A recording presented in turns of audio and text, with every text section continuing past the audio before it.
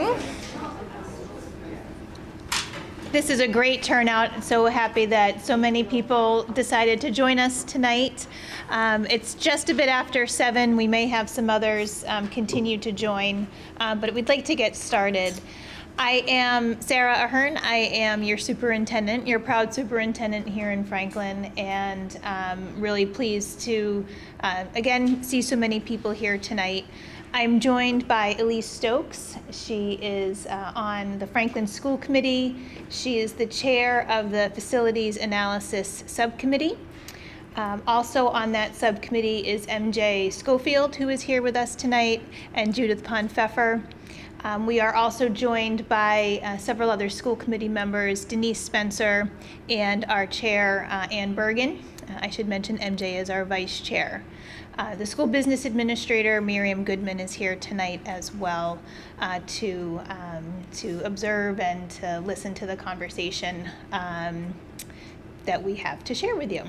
So we're going to be presenting kind of the interpretation of the enrollment forecast that was presented at school committee on February 25th. And I think it will be a very productive conversation. So we're trying to engage the community here and make it a little bit more informal and comfortable. And so they're like these little cheesy activities, which is my influence. So I take credit for the name tags. People don't like name tags, don't like talking to people at their table. I know. But it's a good thing. It's a good thing. And I want people to feel comfortable here. Talking, speaking out. We're happy to take whatever live questions you have as we go along. And also we have a Menti poll. If you go to, can you click it?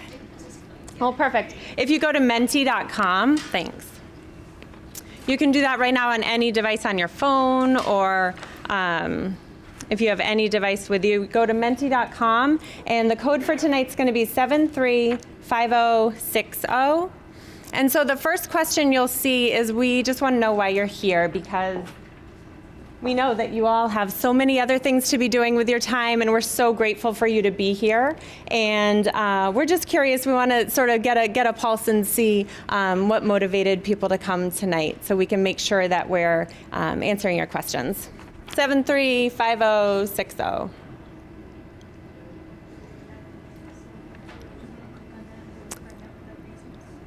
It won't yet. I have to switch windows.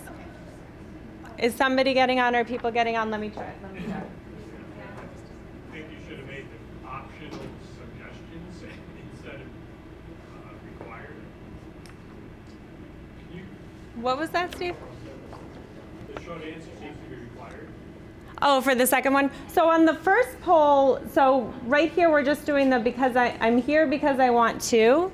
And then the next one, you don't have to go through and answer all the questions right now, but the next one is, if you have any questions that you want to ask but you don't want to stand up and ask it in front of people, you can just text in your answers. So that's as we go along. So if you leave, so that was good to explain. Thank you, Steve, for bringing that up.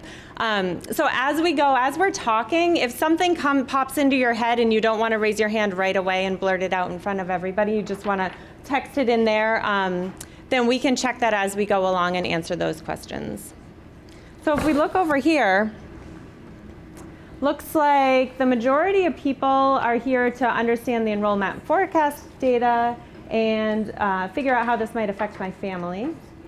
Also, many here to support the community, learning the process of the school closing study, finding out the timeline of decision making. A couple people came to share their perspective, which is great, and somebody was here for another reason, which is great too. So you can even add that in. I'm dying to know. You could add that in. We're glad everybody showed up. So thank you so much for this. So again, keep that window open. You don't need to keep your phones up now, but if you have a question that pops into your mind, you can text it right in there. Any questions on the Menti piece? Okay, great, thanks.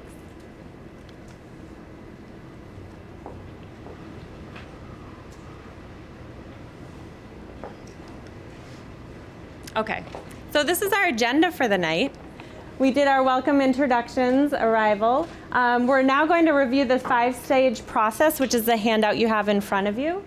and get into the reviewing the enrollment forecast report. And then we left a good chunk of time at the end for questions. So again, that's a time when you can ask questions live if you want, or you can text them into Menti if you want, if you'd prefer to do it that way.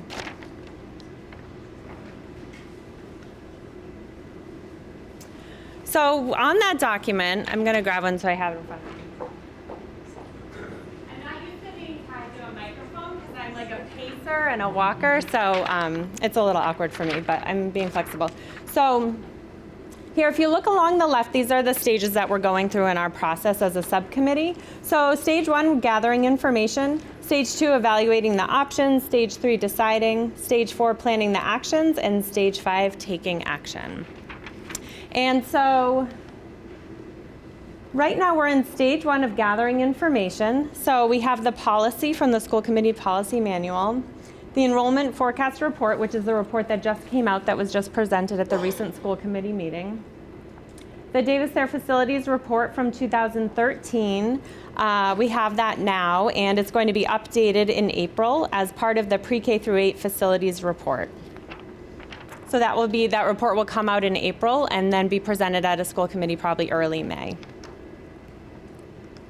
The second phase of gathering information is we're seeking, sort of at the same time as some of this phase 1, seeking staff, student, family perspectives, seeking community perspectives, staffing considerations, transportation factors, looking at our district map at how the schools are districted throughout the town, and considering some financial aspects there. So in the second stage, after we gather all our information, we're going to be summarizing all the information that we got, listing, considering important factors, determining possible options, and then presenting that all to the school committee. So as you know from the enrollment forecast report, it was a lot of information, but it's not the whole puzzle, right? So it's just a piece of the pie. So all the information in stage 1, phase 1, and phase 2 of stage 1 is really going to help us figure out this puzzle and paint this picture and give us some reasonable options to present based on the data.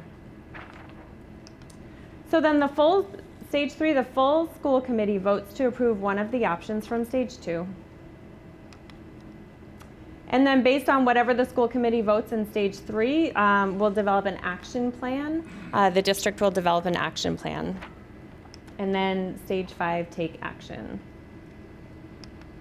So just as a reminder, I put the little "We Are Here" red icon there just to remind us where we are in the process, because I think it's natural. This is like an emotional thing for a lot of us, and it's natural for us to put the cart ahead of the horse and to sort of jump the gun, and you know, our worry brains go a little bit crazy sometimes, and that's natural and understandable. And this helps me, I think, keep things in perspective and just understand that we're following the process, and we want to make sure that we're really thorough. We want to make sure that we're not skipping any big steps. Make sure that we're not putting too much energy into a step without doing our due diligence for all the other pieces. And so that's where we are right now. Does anybody have any questions on the process? Yeah, Amy. Thanks. Is there a timeline? So I have to repeat the questions into the mic. Is there a timeline for each step? Yes. So that was one of the things that I needed, because I'm a deadline person and I need that to sort of structure my life. And the answer is, for some of it, yes. So I want to walk, but I can't really walk because of the mic. So I'm just going to move. Okay. Okay, I'll just stand here, that's fine. Can you hear me still? You can hear me now? Good. Okay, so the enrollment forecast is complete. If you can see my pointer. The DT facilities report, we have the pre-K through 8 facilities report will be out in April, late April, and then presented to the school committee at the beginning of May. And so that's another huge piece of this puzzle, and that's going to really go hand in hand with the enrollment forecast. And they're going to use the information from the enrollment forecast in their report, which is great because that's doing some of the work for us to synthesize that and integrate that together. So then all the other things really depend on what we get. right? And I think that's the answer. And I was sort of trying to shake everybody down to get deadlines just so I could put it in my calendar so I could know when I need to do what. And I think in a way it's an organic process, and we have to figure out, how big a decision is this? Is the data going to be really, really clear and it's an easy decision and it's a no-brainer? Or is the data going to be complicated and murky, and are we going to have to figure out a lot of different components and talk a lot and consider a lot? It's hard to say. I wish I had an answer. Yes? How much of this is connected to the budget process right now? What's the relationship between this study, possible findings, and where we're at with the budget process? It seems, is there a connection? Is there a crossover? Or is it just two rails? So the question was, how much is this related to the budget process? Maybe related to the wrong word. Maybe is there some sort of relationship where looking at the budget, this will have to be equated into it? I think there's the FY21 budget, and then there's the multi-year budget. And so I would say that there certainly are budgetary implications and financial considerations, and that's part of phase 2. But I would frame it longer term. The superintendent, mine, recommended budget came out on February 25th, and that is posted, and you can review that. This is kind of right now independent of the FY21 budget proposals, but there are financial considerations for kind of longer term subsequent budget years. So you're not trying to put you on the spot, but could there be possible, are you anticipating any surprises that would impact more short term than longer term? I think we're taking our time through this. We have the enrollment forecast. We're waiting to see what the facilities analysis report tells us. And when Elise says that it'll be out in May, I expected to have it in my office around April vacation, but presented publicly to the school committee in May. All right, thank you. You're welcome. Are there other questions on this? And this isn't your only chance. If it pops into your brain in a few minutes, you can just text it into Menti, or you can ask it later. Because we do want to get into the enrollment forecast, but I want to give people time to ask this. No? Okay. Maybe to be revisited later. Okay, so I'm going to set up a little bit about how we went into the enrollment forecast. We did talk to other districts and other superintendents about consultants that they had used, and many people in Massachusetts recommended McKibben Demographics. He has worked with a number of communities in the area and with superintendents that I know and colleagues that I have a lot of respect for. So Jerry McKibben did the report and presented it as well on the 25th of February, and I sent, if you RSVP'd by yesterday morning, I had sent some links to his presentation and to his report. In order to complete the enrollment forecast, we provided him with some information, and then he gathered data on his own as well. Data sources that he used the most recent census data, which was 2010. We did ask him that night at school committee. A school committee member asked if, what implications that had, considering that we're about to go into a 2020 census. And he said that it's pretty standard to use the most recent information that you have. And by using the 2010 census, he could it really validated some of the trends that we've been seeing with respect to enrollment decrease over time based on the number of people in town who are of age of having children and school-age children. So it was validating in that regard. But that wasn't the only data that he used. We supplied him with the previous 5 years of enrollment data based on our October 1st reports that we submit annually to the Department of Education. So he did have current enrollment data for students. We provided him with the district map so that he could see the geolocations of the different areas and households in the area. And he also looked at real estate trends in Franklin using a couple of different tools, as well as real estate trends in Massachusetts and nationally. He was careful to emphasize that this is a forecast and not a projection, meaning that the data is more nuanced and takes into consideration more variables. He asserted that there is about a 2% error expected, margin of error expected in his work, and he will do an evaluation of his work periodically to test and see how accurate his information is. So we expect that first evaluation in the fall after we see our fall enrollment numbers. He also will take the 2020 census data when it is available in 2021 and go back to the report and evaluate the report against new information. And so we sent that to him back in December timeframe and received the report back, and he presented it in February.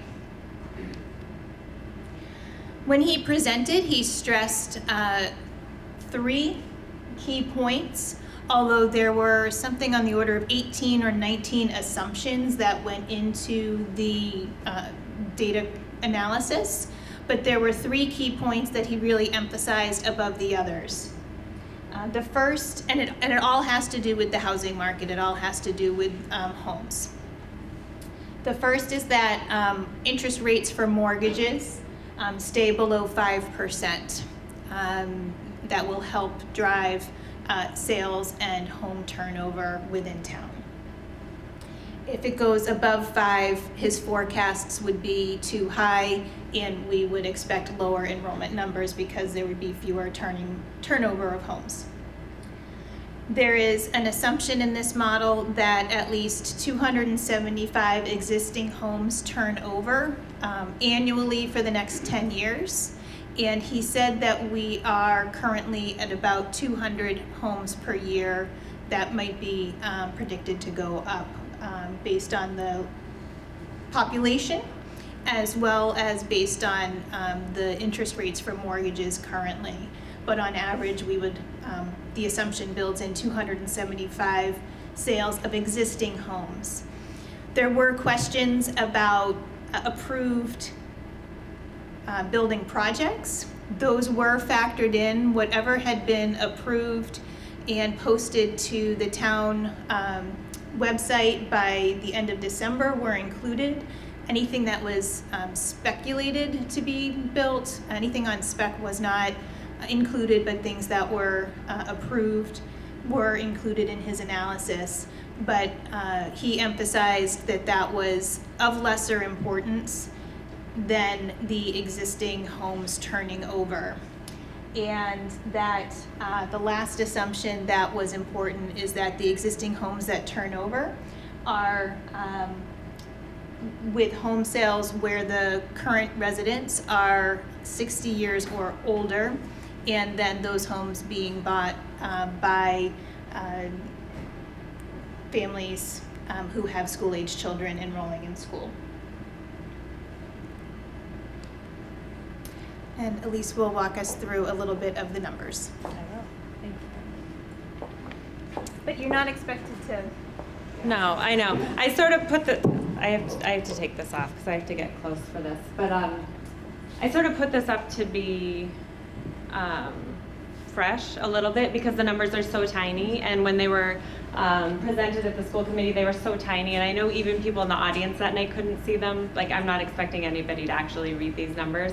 And so there were some blue and red graphs that were really sort of prettier and easier to visually interpret that had to do with population. This is the enrollment here. And so he said out of all, in his whole report, he's like, this is where the magic is. This is the good stuff right here. This was his page that like really got his fire going. You know, this was it. This is the good stuff right here. And so I wish I was a demographer and I wish I got that excited about this like he did, but I don't. But I do get really excited about line graphs. So I'm like, oh, have you ever thought of graphing them? Just to visually analyze the data a little bit more easily. And he's like, oh no, you know, this tells me the story. But I needed more. So I had to graph it visually. The one thing I did want to point out here, which I know you can't see, but this row right here is the total K through 12. And the blue here is past actual data, enrollment data. The red is this current year, which is actual data, and the pinkish over here is all projected, forecasted enrollment data. And so if somebody just opens up this report and looks at the total K through 12, right now we're at 5,069, I think. I can't even see the numbers and I'm this close to them. And it's forecasted to go to 4,455 or something, which essentially is a 600 student drop. So if somebody just looks at that, they say, wow, enrollment's going down, you need to start closing schools. It's like open and shut, right? But when you actually look at it school by school and level by level, it's not that simple. So I had to put it on graphs so I could understand it. So this is that same exact data. This is his data, nothing new here, just plotted a different way. So this is the total elementary enrollment forecast here. So again, this is actual data. These are the actual numbers of students enrolled for these 4 years. This is where we are right now. And those are the forecast going forward. So as you could see, elementary enrollment is not plummeting, is not forecasted to plummet as that total K through 12 may have you believe. So there's a graph for every school and there's a graph for every level. And I think we'll just maybe go through those quickly and then I'm sure there are going to be questions as we go. So how about you just ask questions as we go? I think that's probably easier than me flipping back 7 graphs to ask a question about a certain graph. Does anybody have any questions here about this graph? So this is the number of students here. This is the school year along the bottom, right? And you probably still can't see the numbers. Half of you probably still can't see the numbers here, but they're plotted right along the top.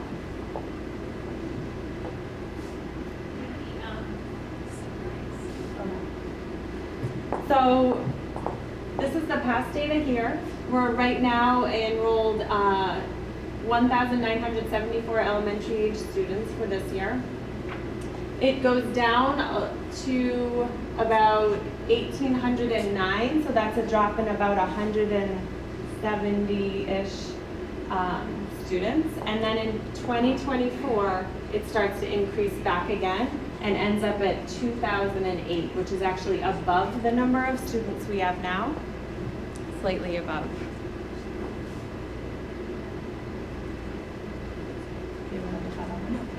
Okay. So then we'll go through each school, so starting with elementary level, and these are in alphabetical order. So we start with Davis there. So this is the actual, again, the actual enrollment here for these 4 years, and then the forecasted enrollment going forward. So as you can see, we've gone down a little bit from 2016. Here we are at 227 this year. Going to stay relatively in the same ballpark for the next couple of years. And then again in 23, 24, it starts to increase back up, ending with about 269 students, which is similar to the level that Davis there was at in 2016. Keller. See, the graphs tell the story, right? Doesn't this tell you more than a bunch of numbers on a page, right? So Keller started in 2016, 413 students enrolled. This year at 346, and you'll see sort of a dramatic dip here until about 2024, and then it's slow start to rise, ending in about 308 over here in 2029, 30. Kennedy. So again, here we are at 351 students. Pretty consistent decrease here to 247. And then again, that year 2024, across many of the schools, that year 2024 is when the enrollment numbers start to go back up. Jefferson, a little bit more variable here, but a similar pattern overall. Heading down in about 2024, starts to head back up to levels that are similar to 2016 levels. Oak Street. Oak Street was starting in fourth with about 413 students in 2016. Now we have 359, and that starts to increase over the next couple of years without a dramatic dip like some of the other schools. Parmenter. Almost the opposite story here, right? So besides 2016, from 2017 up to 2030, pretty steady increase there. So when we look at these graphs, it's the question that you may have, that I have, is what does this mean? Does this mean it's full? Does this mean it's full? It's hard to know. So when we get the facilities analysis report, they're going to tell us what full is. They're going to tell us what the capacity of every school is. So I envision taking a nice horizontal line to every one of these graphs. So if the capacity of Parmenter, for example, I have no idea, but say it's 400, then there would be a nice line right at 400 saying this is capacity. Yes? Could you kind of explain what capacity is? Yes. Is that like how many kids can be in school, or how many kids can be in a classroom? Right. Or what do you want in a classroom? The question was, can you explain exactly what capacity is? I just know she has a really eloquent answer for it, better than mine. So one of the ways that we're not defining capacity is strictly 400 students divided by 20 rooms and put 20 students in a class. We want our definition of capacity to be more nuanced than that, taking into consideration our educational objectives, taking into consideration that we have specialized programs for smaller cohorts of students with specialized learning needs. So we are actually working very actively with the architect to kind of define classroom spaces and align that to our district vision for teaching and learning. To a certain extent, there will be a quantitative analysis to it. The Massachusetts School Building Authority has some standards around which we will compare square footage for each student, but we do want to make sure that we're taking in like a holistic view and a holistic look of what capacity would be. We will also furnish the architect with the school committee's current class size guidelines, which define classes in the 18 to 25 range for elementary, depending upon if it's early or late elementary. So those are all factors that will be considered into what capacity means. Good question. Okay, so then we're going to shift to middle school enrollment here. So again, actual numbers here, we're at about 1,233 students this year, and you can see it decreases not so gradually, but it's also, the scale's a little bit different on this one. So from 1,233 to about 1,025. So that's a decrease of 200 students over the next 10 years. So like we said at the school committee meeting, you know, we got into this just for Davis there, but really this information's really helpful for all the schools because every school has a different story. So there's not like we can just make one decision based on one school because every school has a different story. And so here, let's look at middle school. Andy Sullivan, this is what the forecasted data looks like here. So these are the actual numbers, remember? So pretty rapid decline in the last couple of years for the actual numbers. It's forecasted to continue until about a little bit later, the 2025-26 school year. And then it's really just leveling off at about, that last number there's 292.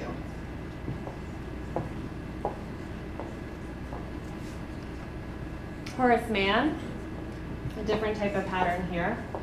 A little more variable, a dip here from 450 where we are now to 366 in 2 years. A slight increase and then a little decrease there, leveling off around 340, 351 at the end. At the end of this graph, of course, it would continue. And Remington, starting 4 years ago at 460 students enrolled, today we have 401. Decreasing slightly, the lowest here gets down to 356 and then up to 382.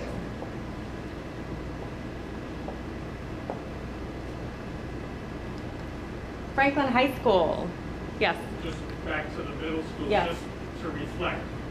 The middle schools are fed by 2 elementary schools each, which is where the numbers and the variations are coming, because you've got 2 schools driving one line. Right, exactly. So it's like the average of those schools coming together over time. So Franklin High School here. So when you look at the total district enrollment forecast has such a substantial decrease, this is where it's coming from primarily. So if you're looking at here, we're at 1,743 students. It is forecasted to rapidly decrease to 2029, 2030, 1,300 students. So that's a decrease of more than 400 students. Yeah.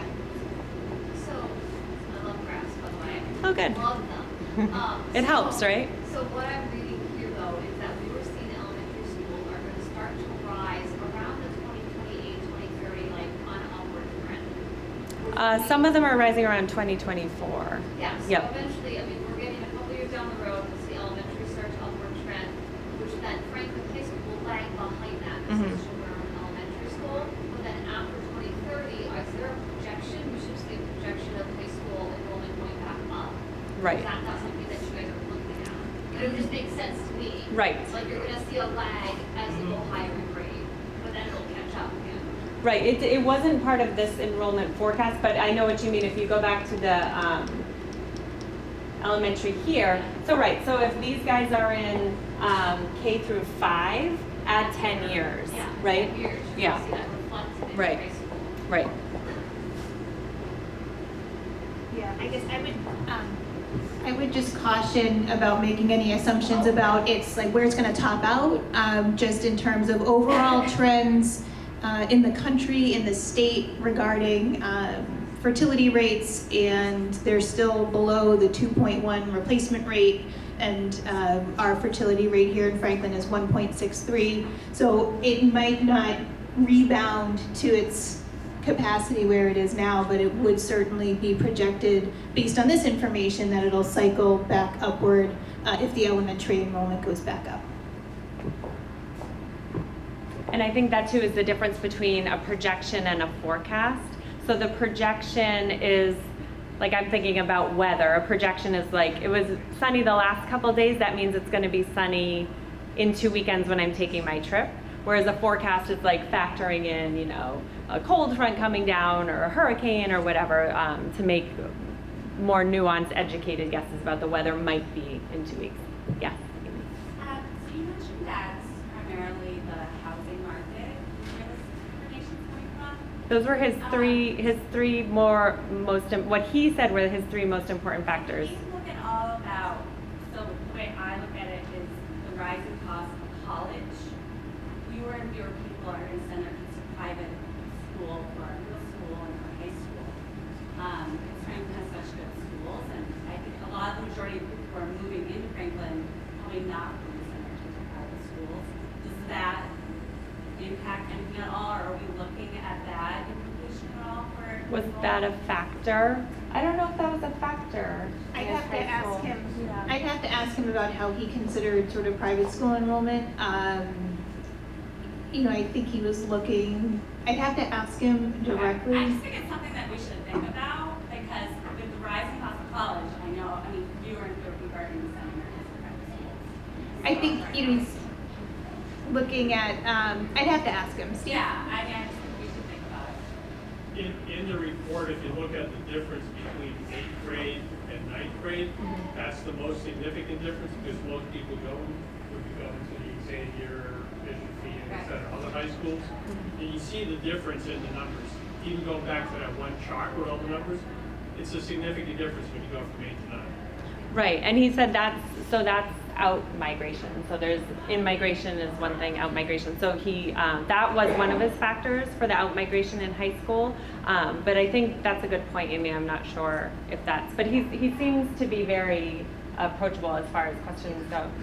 I think he was looking at the historical information about students going to private in 9th grade, not necessarily trying to make a prediction or a forecast.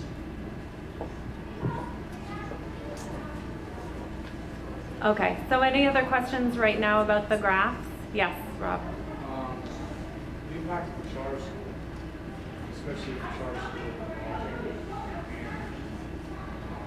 and charter school, they go to 8th grade with numbers that support those our school. So Jerry and I did have a conversation about the charter school and the charter school expansion, and as well as I can answer, I think, a little bit about the 8th to 9th grade piece. The conversation that we had about the charter school expansion is that I think the big increase was felt last year based on their model of expansion and going from classes of, I think it was 50 grades K through 5 to 92. And now the plan to expand into the middle school is to bring the students from K to 5 into 1 through 6, and then 2 through 7, and then 3 through 8, while bringing in new classes in kindergarten at that 92 level. But because the charter has expanded their region, the Franklin percent of students in the application pool will be lower than it had been historically. And so the bottom line of that is I think our new enrollment in the charter school is relatively stable based on the expansion model, but last year was the increase that we were going to see. So Jerry knew that and took, you know, that is, you know, part of the consideration is that we're now kind of stable with the charter enrollment.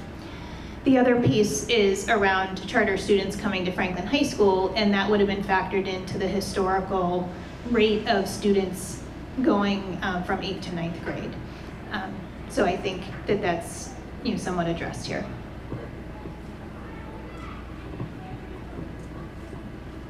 Are there other questions about the graphs now? No. But aren't they great? Doesn't it help? It helps, right? Okay, good. Okay, we're gonna skip through to the end. Okay. So just want to talk a little bit about how the information will be used. The enrollment forecast information has been shared with the architect who is doing the facility analysis and the capacity study. The architect is looking at our current space utilization. So how are we currently using space across our pre-K to 8 schools? We did not currently review the high school. We have furnished the architect with our district improvement plan, and we've had and plan on continuing to have this spring conversations related to the instructional vision and instructional needs within the district, again, to get at that more nuanced, less quantitative view. Although quantitative standards will certainly be in consideration, you know, primarily and of relevance is that the MSBA, the School Building Authority, has changed those standards in the years since our buildings were built. So there was a design capacity at the time, but that has been changed and actually square footage has increased. So expectations for square footage has increased per pupil. So we'll have some updated information quantitatively as well, taking all of this information into account. So we're expected to have a report back in April and presented in May. It will update the Davis-Thayer adequacy study. We have done some improvements in the school since 2013, so there will be an update related to that.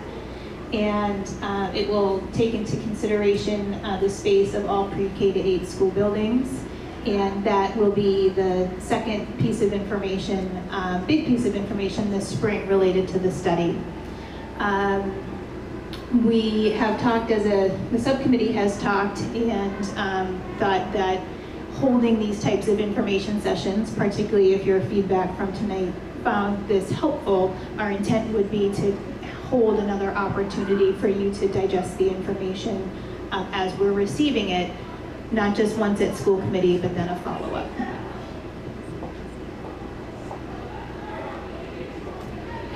So I think at this point we want to just open it up to questions and comments. If you don't want to talk in front of people, you can go on to menti.com to share your questions and comments. Yes, Stephanie. I know you don't have a timeline. Right. But I have a first grader at home that is now like, am I switching schools? When is this going to happen? He just got wind of this, he's in a panic. Is there anything to tell our kids? If your school is going to close, when is this going to happen? Anything? Or am I just going to keep pushing it off? I'm with you. Or middle schooler too. Right, Middle schooler, true. middle schooler, what? So I think all along we've said that we want to take this information in, be thoughtful about it, not make any quick decisions, recognizing that there is information to digest and take into consideration, big decisions to make, and then a process, potentially a process to kind of help families with. And I want to emphasize the understanding that I have, Elise talked about it at the beginning of the night, but I also understand too kind of the emotional aspect of this type of change, or this potential change, particularly when we're still early in the process and options haven't yet been put on the table or evaluated, so you don't even know what it looks like, and that can be very anxiety provoking. So I guess I would emphasize that this is thoughtful and deliberate and going to take some time.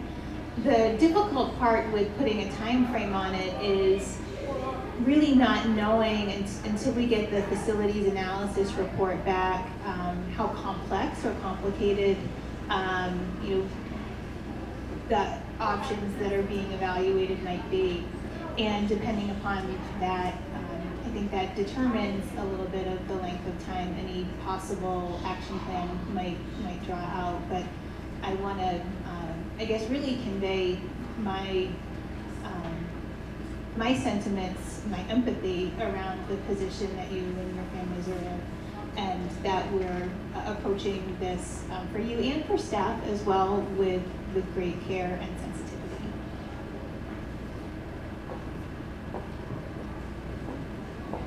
Yes. So, I wonder if you could comment a little bit about the denominator, the population in general, generally increasing, going to 2 to 9. But against that backdrop, enrollment is dropping. So the consultant advisor, do you guys think what facilities are in, or is that just we always hear about enrollment analysis. Just in our minds, it seems like population is increasing.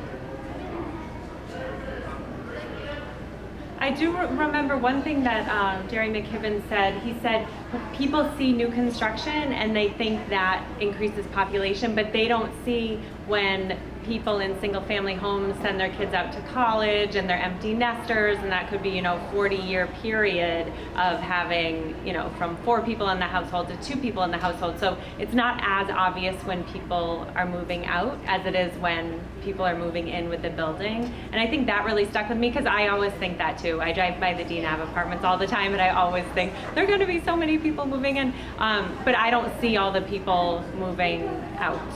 And I think that's a thing that he stressed to us, is that it's not just the optics of the building is much more obvious than the subtlety of the out migration, which is what he called it. But his population, here, I couldn't give you exact numbers on the population of Franklin. What I do remember from his presentation is that the percent of households with school-age children has decreased, and the number of households with, I think, folks 55 and older has increased.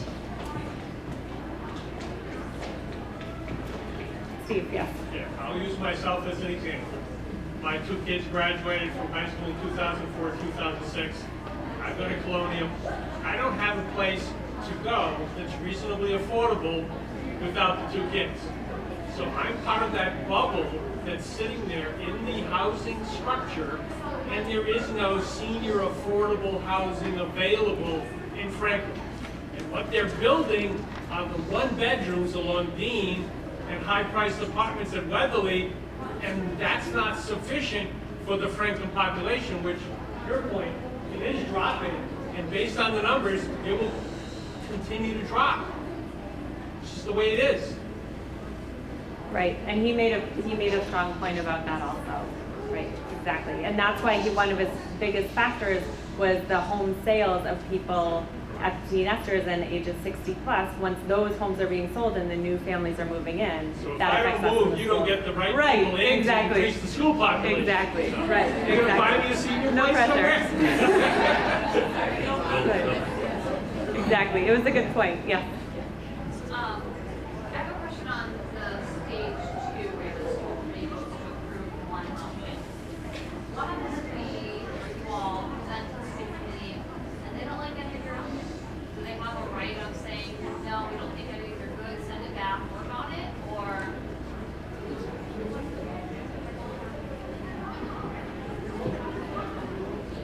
I'm sorry, I was trying to get into the Menti discussion to see if there were questions in there that we should address.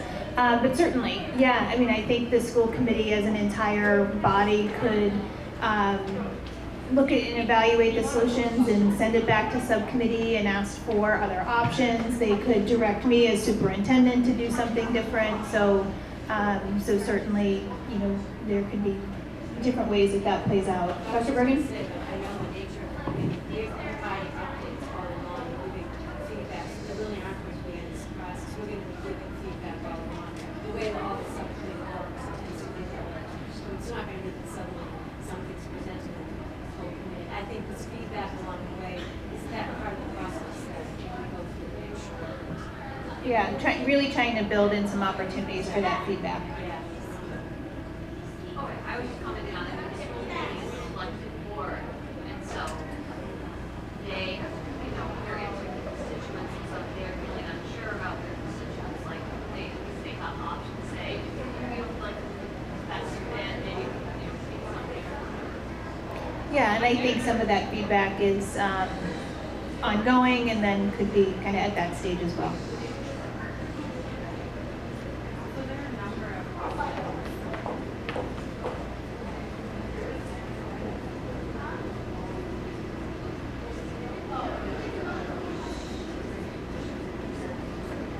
One of the questions that was asked was about the preschool numbers, and this was something that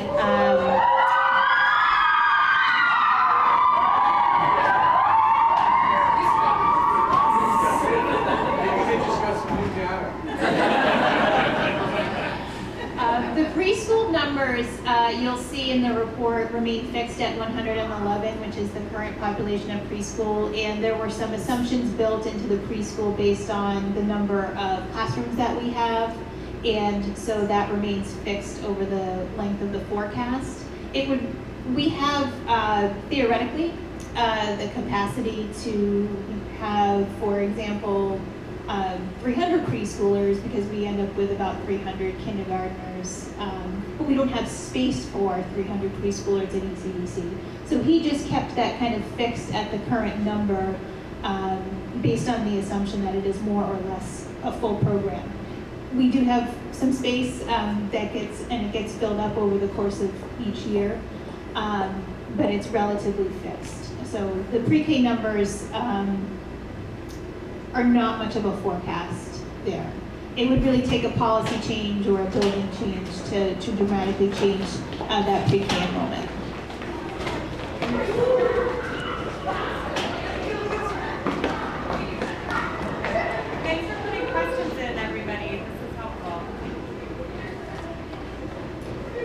There's a question here about was there a reason the town census wasn't used as it's more recent? I'd have to ask Jerry that question, but we can take some of these questions back and email him, and then you've left your email addresses and we can follow back up with you.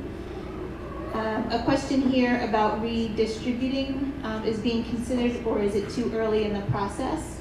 I think that it is early in the process. We want to see what the facilities capacity report demonstrates.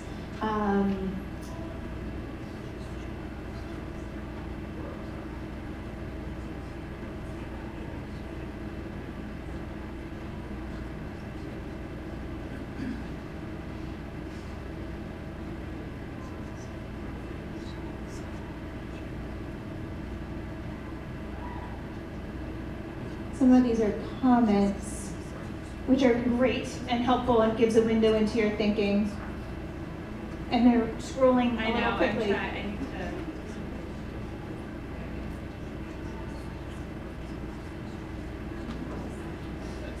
to. So this is an interesting question that I will have to go back and take a look at, but comparing the trends of the last enrollment forecast study, which was done about 10 years ago, compared to the trends in this study, they seem to both indicate a 7-year cycle. I'd have to go back and take a look, but you're intrigued by the question, and we'll go back and take a look.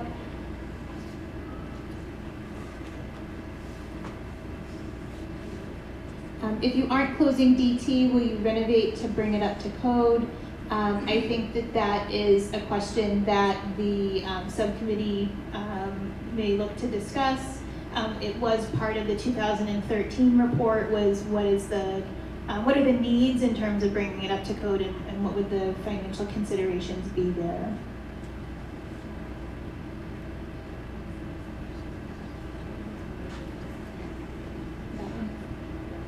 So there's a question about, I think, time frame, and I'm not sure I understand the whole question. But it's, will the children who are in school now finish up the year before closing? And I think if you mean this current school year, absolutely. And I think this is going to take longer than that. So I would anticipate even more time if there were to be that decision. At this point in time, that would be my response, my answer. In the back, you had your hand up for a little bit. I'm sorry. I just have some clarification on the pre-K numbers that is that just for Franklin Public Schools? Yes. Or is that including all the daycare facilities? That includes our public integrated preschool. So you're not taking into account like extra rate? No, we're not taking into consideration the private preschool programs in town. They do come into their numbers in the K level, but not the pre-K. They're not at the pre-K numbers, but they're considered in terms of our kindergarten enrollment. Yeah, I'm sorry. And actually, the kindergarten enrollment, for sort of understandable policy reasons, with school age requirements being the age of 6, first grade is actually a more reliable figure than kindergarten, because there's still a lot of choices that families are making related to kindergarten. So kindergarten numbers are a little less accurate than the first grade would be.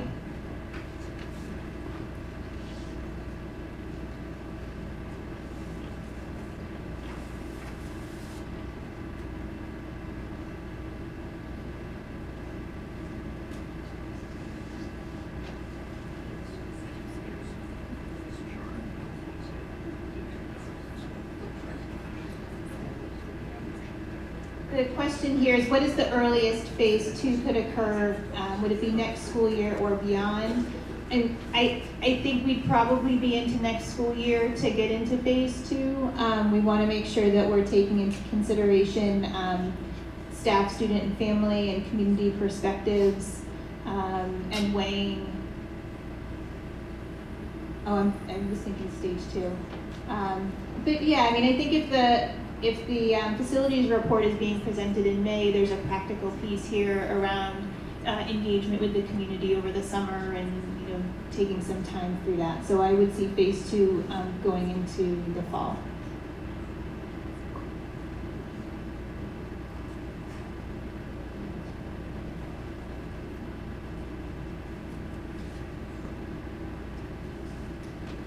So this is a general comment, not a question, but I'll read it out loud. I feel a downtown school is vital to a vibrant downtown, and I feel that while we are in a downtrend, we will see greater growth in our Metro West towns, especially for housing near commuter rails. So thank you for that submission. One factor in the timeline for the future consideration, if you had to do a redistricting, that in itself process would take some time. Any estimate on what that would take? I know we haven't done one in a while, so. So a question about time frame on redistricting, and again, and I'm not trying to be evasive, it would depend on, I think, the complexity and how much redistricting would need to occur, and how complicated that would be. But I mean, I think there's a year It's more of months than planning. weeks. It's more months than weeks for sure. And once the school year has started, you know, you want students to be able to finish where they are for the year anyway. So it takes some time. But some of that depends on how complex it is.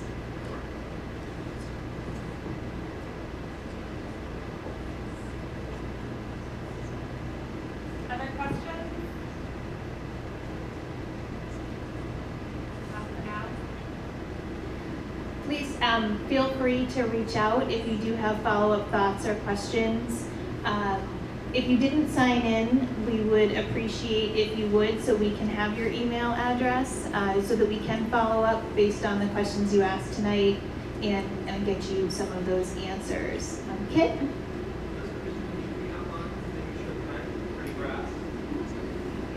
We can make it available online, but I will also email it to you directly. So get that to you directly, but we can put it online. We are building a website for this related material, so we can put it on there. It may take me a couple days though. Oh, and the last thing, if you could respond with some feedback, we would appreciate it.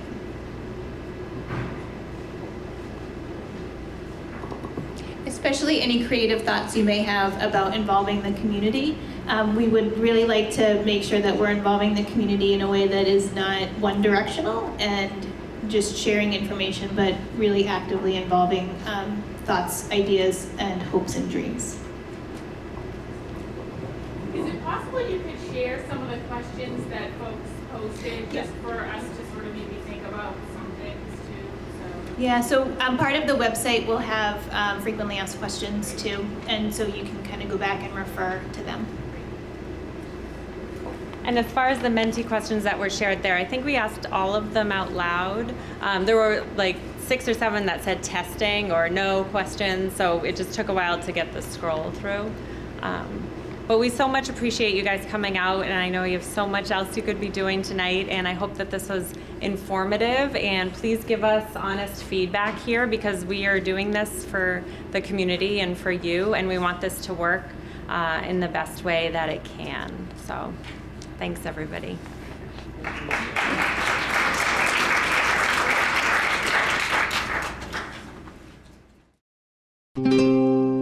This program was made possible by your Franklin friends and neighbors, good folks just like you. Thanks for supporting Franklin TV. And thanks for watching.